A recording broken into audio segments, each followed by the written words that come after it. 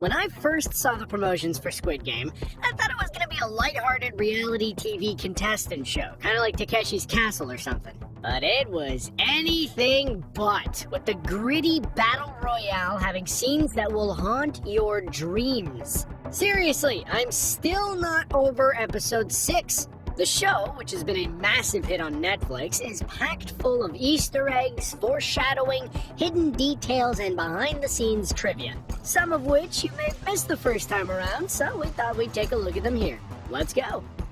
Now this is a given, but there will be many Squid Game spoilers in this video. So if you don't want to be eliminated from your spoiler-free game, I'd recommend coming back to this video after you finish the show.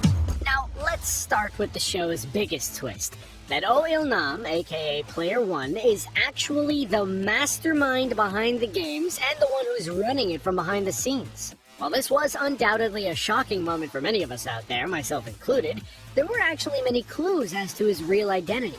For starters, the fact that the neighborhood in the marble game looks so much like the one he grew up in as a child, the fact that his number is 1 and that there are no other elderly players in the game, the fact that he has a deep knowledge about the games played, such as tug of war, and is delighted playing red light, green light despite all the violence happening around him. But there are some even bigger moments of foreshadowing that we missed the first time around. Such as the robotic girl's scanner in red light, green light not picking him up as a player, the fact that his name translated into English is number 1 man, and in the montage where multiple contestants are waiting for the van to re-enter the game, they're all gassed except for Oh Il-nam, who just enters the van of his own volition. Also, in his conversation with Song Gi-hun, Oh Il-nam basically convinces him to rejoin the game and goes through his reasoning for why he wants to keep on playing. We really should have seen it coming.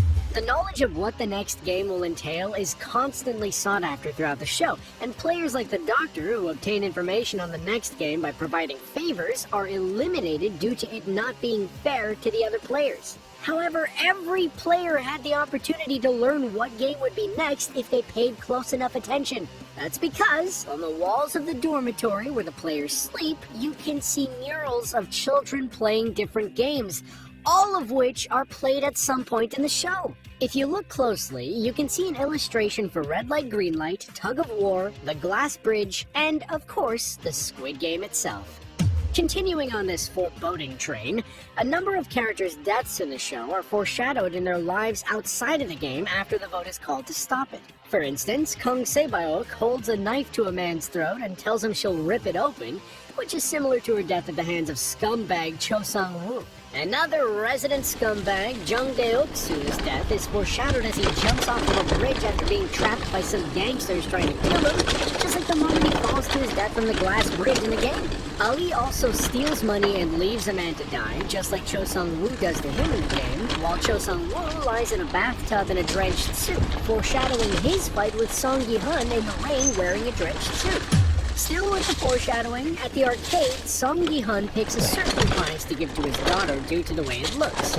Ironically, the box just so happens to resemble the coffins the players are placed in when they're eliminated, while the box has a realistic-looking gun lighter inside, perhaps indicating the true violence of the games.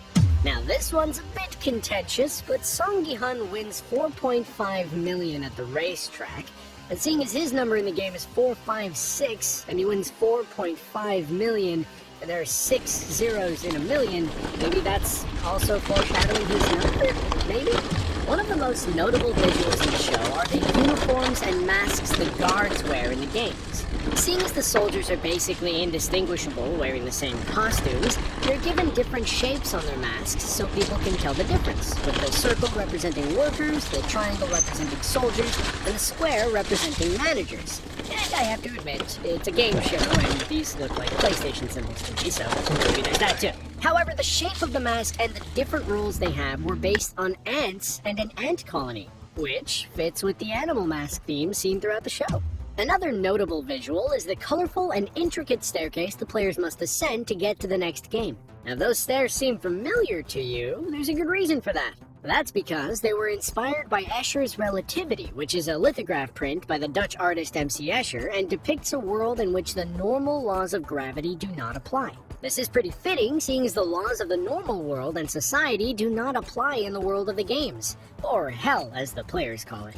Jung Ho-yeon stole many a person's heart with her performance as Kang Se-bayok, with many fans falling in love with the character. What makes it even more impressive is that this is actually her first ever acting role. But Koreans will likely be very familiar with Jung Ho-yeon, as she is a well-known fashion model in the country and was a runner-up in the 4th contest of Korea's Next Top Model. Also, Lee Byung-hun, who plays the enigmatic frontman, is a well-established actor in Korea and has also appeared in a number of Hollywood movies such as The Magnificent Seven, G.I. Joe, and Terminator Genesis. When it comes to the green jumpsuits the players wear, the show's creator, Hwang Dong-hyuk, was actually inspired by school uniforms and the outfits he used to wear as a kid.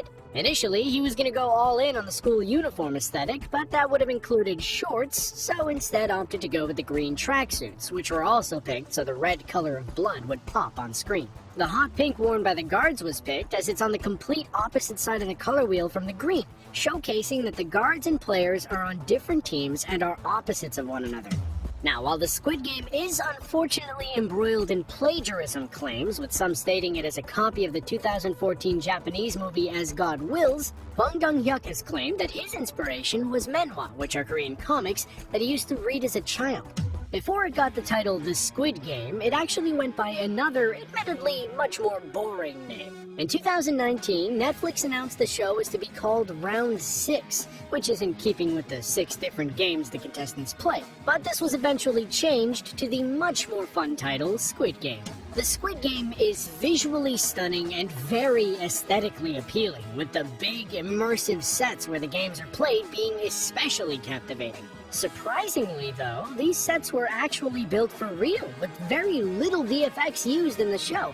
And for instance, the set used for Red Light Green Light, including the robotic girl, were actually built for real, all of which allowed the actors to fully immerse in the scene. With the crazy amount of foreshadowing and intricate storytelling, it's not surprising to learn that the script has actually been in development for some time. In fact, Hwang Dong-hyuk actually started the script all the way back in 2008, finishing the first draft in 2009, but still having to wait 10 years to successfully pitch it. Still, he had to wait to actually finish the series, with filming at one point postponed due to COVID. As we said, very little VFX were used in the show, and not only were the sets real, but the amount of contestants who played the game. For the Red Light Green Light game, there are indeed 456 actors in the scene, instead of digitally inserting people into the scene in post. And finally, let's end on some goofs, shall we? One of the best goofs in the show comes down to a typo, as when the frontman reviews the former glass factory workers file during the bridge game, the file reads that he had been working in the factory from 1897 to 2020, meaning that the character could be well into his hundreds. Another goof comes when Gi-hun enters the password for a credit card which he took from his mom secretly in the first episode, and enters 0426 as his birthday. Later on, we see his file in the frontman's room, and it says it's actually on Halloween. Whoops. While a Season 2 has yet to be confirmed, the show has been one of the most popular on Netflix in over 22 countries since its release, and has caused Korean media stock to go up by 50%. With Season 1 ending on somewhat of a cliffhanger, expect us to be returning to the games very soon.